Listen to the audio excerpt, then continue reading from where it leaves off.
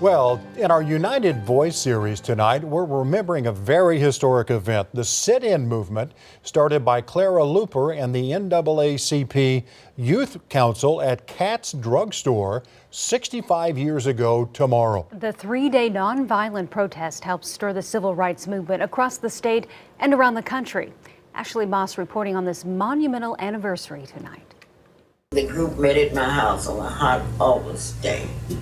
And on that day, my daughter Merlin said, I tell you what, let's go down to Katz Drugstore and take us a seat. The Katz Drugstore sit-in was one of the first of its kind, happening over the course of 3 days in August 1958, right here in Oklahoma City. The goal was to do away with discrimination over lunch. A little bit of freedom is a dangerous thing. That was a huge deal because that had never happened in Oklahoma. Katz had a counter where you could order up a Coke, a burger, and some fries. That is, unless you were black. You never think about those people that don't have those privileges. Then you could neat. And what kind of sense does this make? So I felt when I walked in Katz Drugstore that I had as much right in that store as any other person.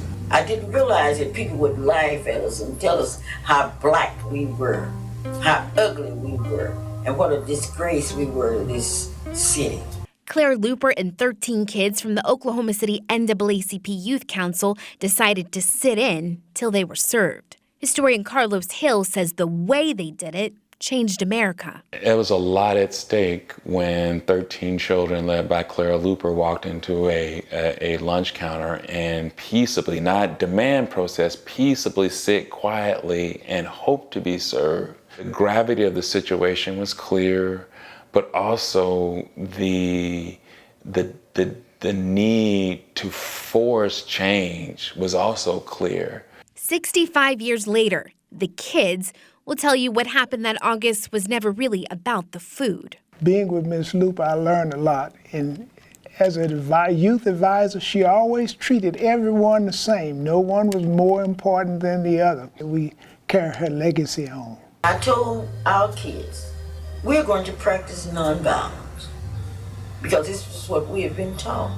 It's very difficult to love people that have kicked you, stabbed you in your back, talked about you, criticized and abused you without even knowing you. But Mom would say, we have to love them anyway.